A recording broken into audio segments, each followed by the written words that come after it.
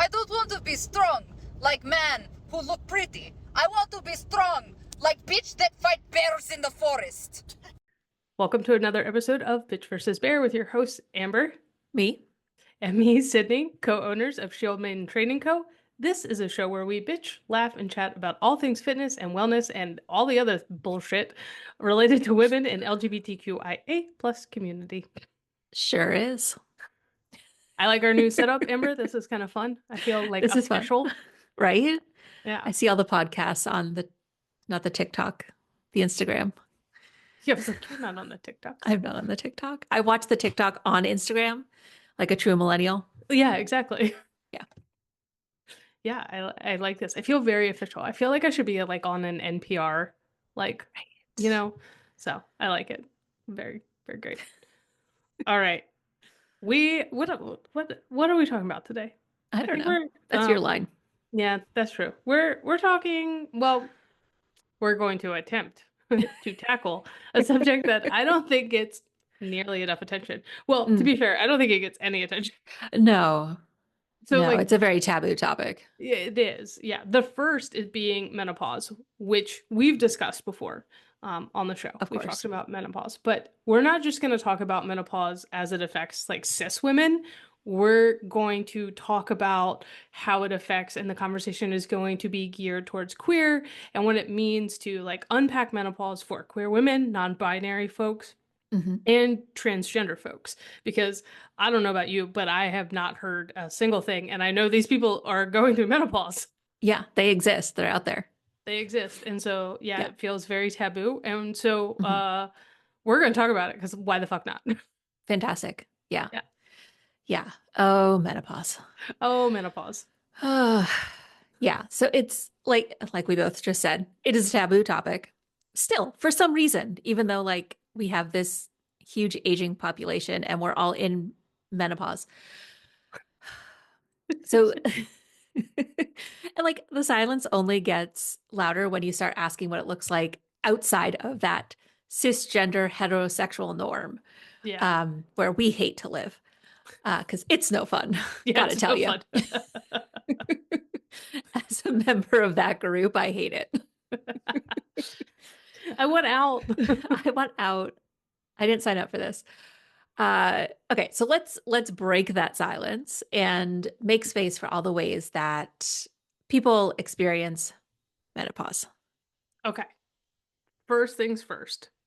Let's just maybe talk a little bit about what menopause is, because maybe our listeners don't know, because it is a taboo topic that doesn't get covered. I would say that it's starting to get covered a little bit more now.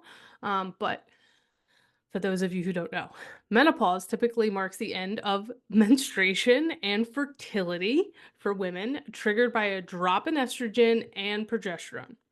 It usually it's usually talked about in terms of like cisgender women, but let's be completely clear. Anyone with ovaries can experience menopause, including trans men, non-binary folks, and intersex individuals. So sorry. Yeah. So like it's not just these cisgendered heteronormative folks who are experiencing menopause. Yeah. And like on the surface level, this feels like it should be a good thing. Ending menstruation and fertility, like for me, fertility, yes, thank you. But yeah, what a heinous process to have to go through to achieve that. And it's not just a biological process, right? It's deeply tied to one's identity, gender, body autonomy. For some, menopause is freeing.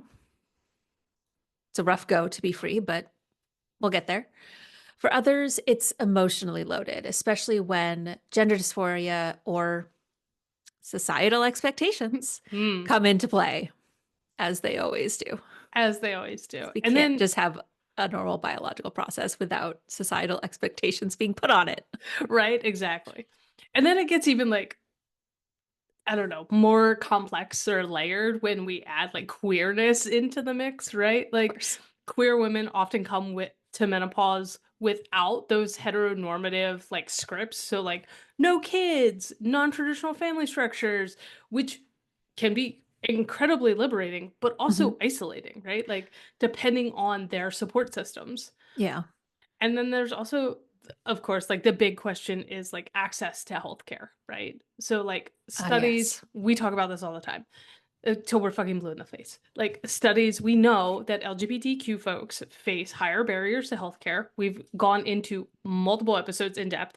So navigating like hormone therapy, symptom management, and even finding just like affirming doctors can be that much harder. Yeah, absolutely. And let's not forget sexual health. Mm. Menopause can lead to vaginal dryness and lower libido, which can affect intimacy. And like, nobody wants vaginal dryness. That's no fun. Queer women may already.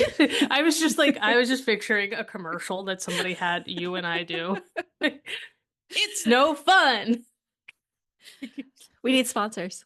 We need sponsors. Who can we Sponsored by tag? Menopause. Sponsored by Vagisil. No, like All right. I don't even know what that does. I was just going to move on. Okay, Um, you can cut that out. we're going to leave that in.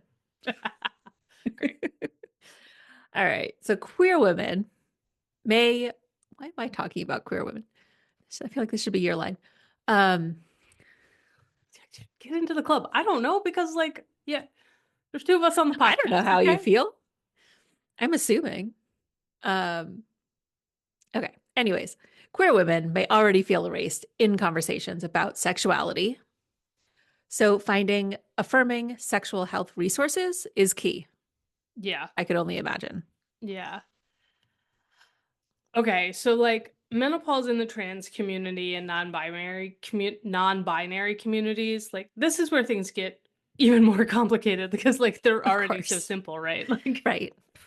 and overlooked completely. Like, I mean, you yeah. know, so for trans men and non-binary folks who have undergone hysterectomies and or stopped taking testosterone, menopause can come early, Mm. often without any warning. So like Oh, like most of us get a little bit of lead up time. That's why it's called premenopause. yes. But could you imagine just being like, here it is. Boom. Just like it's that backpack that we talk about like loading. It's just like, oh God, who shoved that in there? Okay, in all seriousness. And for trans women, hormone replacement therapy, HRT, can create menopause-like symptoms if Oh, they reduce or stop their estrogen. So there's this entire like parallel experience of hormonal shifts that nobody talks about. oh man. That's so Yeah. rough. Yeah, no, thank you. No, thank you. All right. So then there is gender dysphoria. For trans men, menopause symptoms like hot flashes or vaginal dryness might feel intensely dysphoric because they're reminders of a body they're trying to move away from that they don't actually belong in Yeah. or identify with. And that's why affirming care and language are so, so important. Trans folks need providers who understand how HRT interacts with menopause and how to manage symptoms without triggering dysphoria. That feels obvious, but like we live in America. What seems obvious is not No often longer not. obvious. Yeah. We also have to address how medical gatekeeping plays into this. Who's gatekeeping medical shit? Like, come on. I know who it is. Don't come at me. Trans folks often have to advocate harder to access care, especially when symptoms don't align with gender norms. Yep. All right. This is such a silly question. So, what needs to change? Everything. I feel like Everything. that's an easy question. Yeah, everything. Period. Yeah. I think, well, to give like tangible things that, you know, we can actually like highlight. Fair. I think, you know, you and I have talked a lot about like inclusive research. Most menopause Yes. studies focus exclusively on cis women. One of the few medical studies that actually was just focuses gonna on say- women, right? Like, I was just going to say that. we've The only thing that's focused on women in research is menopause. yeah, And it still sucks. and it still sucks. And so then it leaves everyone else out of that data set, right? And when people are left out of research, as we know, they're left out of treatment guidelines too. So Of course. providers don't know how to address menopause for trans men or binary people, let alone queer women who face stigma just walking into the doctor's office. That's where like community-based care and peer support groups can really come in. We've seen organizations like Queer Menopause Collective popping up, offering education and solidarity for people living in or people navigating like that phase of life. That's amazing. I love that. I'm all about support groups. I think it's great. I think having Yeah. people who are experiencing something similar to you or have experienced it, I mean, it's about not feeling alone, right? Yeah. And having those resources. All right. Speaking of resources, there I really should read ahead on these things. There are also apps and telehealth services starting to include queer-friendly menopause support. But But as always, we need systemic changes, like requiring providers to be trained in LGBTQ inclusive care. yeah. Seems like a no-brainer. Seems like a no-brainer, but as we talked with Lauren, like it's so hard to get there, and there's so many like there's doctors who want to be trained in this and can't. They don't have access. Yeah, which is insane. It's Yeah. insane. Okay. We'll just continue on. Let's talk about treatments. That seems like a good segue. Yeah, let's do that. Just move right on.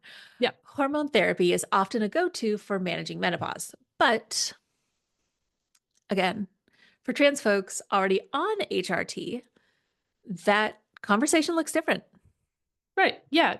Like trans men on testosterone may need to supplement estrogen to protect their bone health, but some providers don't know how to balance those hormones together. Who does? Which, you know, like our bodies naturally do that, right? But now we're having to, yeah, okay. And for folks who can't or don't want hormones, there's a growing interest in like herbal remedies, such as acupuncture and CBD products. Yeah. The challenge is actually finding providers who are queer and trans competent in alternative medicine. So not only now are we adding, like we're adding additional layers, like it's the subtext.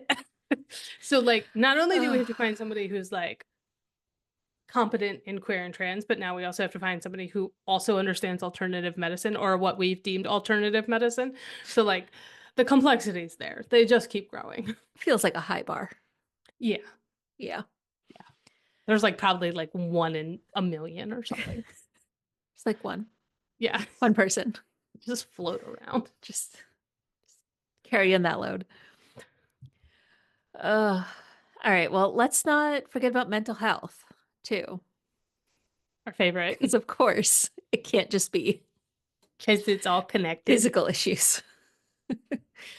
Menopause often coincides with, of course, anxiety or depression, especially for LGBTQ folks who are already dealing with minority stress. I would say at this point, it's not even stress. It's probably more like crisis mode. Yeah. Given that we live in America. And we are currently recording in the first week of February. So we've been living in this hellscape for a few weeks now. So therapy, especially trauma-informed care, is crucial. I thought there was more of a transition, but it's not. Sorry. No, it's okay. I made that a more emphatic line than I guess I needed to because there was no transition to the next subject. Well, we could That's talk okay. more about crucial trauma-informed care if you want. We can. But I think Do you it's have more to crucial. say about it? I think it's crucial. And I think finding trauma-informed providers is incredibly important. Yeah. But then you have to add that one who's out there. you who's have to add also- that complexity of finding that trauma-informed provider who also is trans and queer competent, right? There's one So medical provider, one mental health provider. We got to find them. yeah, they're the unicorns. One's a unicorn, one's a narwhal. Like, yeah. Oh, this is just making me sad now. It's fine. Totally It's okay. fine. It's fine. Everything's fine. Okay. Everything is awesome when you're part of a team, right? We're part of a team. We're part of the resistance. I never thought I'd be living in Star Wars. I know. I need to go read my dystopian fantasy novels so that I can feel better about the world. Right. Okay. All right. Okay. So, one of the biggest gaps we see is representation. I feel like we talk about this a lot. So, Sydney, where are the queer and trans voices in menopause narratives? Find them. Is it Where's Waldo? It is Where's Waldo because, as far as I can tell, I'm sure they exist, but they're nowhere in the narrative. And it Aw. really is ridiculous because we know that those voices exist, right? Like we know I mean, people are yeah. going through that, but they're just being ignored. And that is why sharing stories matters so much. It's why talking about it on a podcast matters so much because people need to see themselves reflected in books and podcasts and on social media. That visibility reduces the stigma and builds connection. Kind of circling Yeah. back right to what we set up at the top and why support groups are so important because Yes. you're seeing that reflection. You know, we know menopause isn't a single story. It's many stories shaped by gender, sexuality, and identity. So, you know, whether you're a cis woman, a queer woman, a trans person, you deserve care that reflects your lived experience. Mhm. I was picturing a house when you started talking about single story. It's not a house. That's not what you meant. No, it's not a rancher. It's a very big house. It is. It's got multiple levels, many stories, you would say. Yep. It's a house of menopause. It's horrible and falling down and always too hot. It's a horror story. Please write that horror story. Is that my new writing practice? Is that how I'm going to get into? Yeah, that's it. Yeah, you have to write a horror story focused on a house, but the house It's going through menopause. is going through menopause. Oh my God. There's just flames shooting out at random times. The lawn is withering. And it's just a bunch of teenage boys living there. Frat bros. Yep, there you go. Learning about menopause from their house. I think it's great. I think it'll be a great writing exercise. All right. Let's focus here. Okay. So representation is important. Well, I feel like nobody should have to go through menopause because it just sounds absolutely horrific. But if you are, you deserve to feel seen and heard and supported, no matter who you are or what your identity is. We support you. We love you. You'll get through this. Probably. If today's episode resonated with you, share it with your friends, and let's keep the conversation going. We want to hear from people who are not in my group, because my group is already pretty vocal. Straight white ladies are not silent. Not generally, no. Let's hear from somebody else. They just look at, you know, wild buffalo and cats and say to themselves, if not friend, why friend shaped? Exactly. The whole world should be friend shaped. The whole world should be friend shaped. Do you follow that guy who does I'm gonna need more than that. that guy who does all the reels about white women and how crazy they are and like how they approach animals? I don't follow him. I've seen his stuff. Oh yes. my God. I love him. I don't remember who it is, but he's fantastic. Go find him. I'll pull it up. Maybe I'll tag him. Oh, great. Great. He'll love that. Crazy. Ladies are talking about menopause. How do we get here? Animals. Right. Animals. Animals make everything better. Yes. So It's true. there you go. It's true. All right. Okay. If you enjoyed this episode, please subscribe, rate, and leave a review on your favorite podcast platform or on a social media something or other. I don't know. Do what you want. Just Which one? just Do you what you know, want. connect with us in some way. Interact. There we go. Yeah. Interact with us. Interact with us. We like interactions. I feel like it's been a long time since we've done this. I'm very out of practice. Yeah, you are. Yeah, yeah. The next one will be better. Good thing we're doing more than one today. Great. So excited. Okay. All right. That's a wrap. We're done. We're No done. more. Call it. Remember, whether you're lifting weights or lifting each other up, let's keep breaking barriers, building strength, and embracing our rainbow of resilience now more than ever. Until next time, bitches and bears, stay fierce and stay fabulous.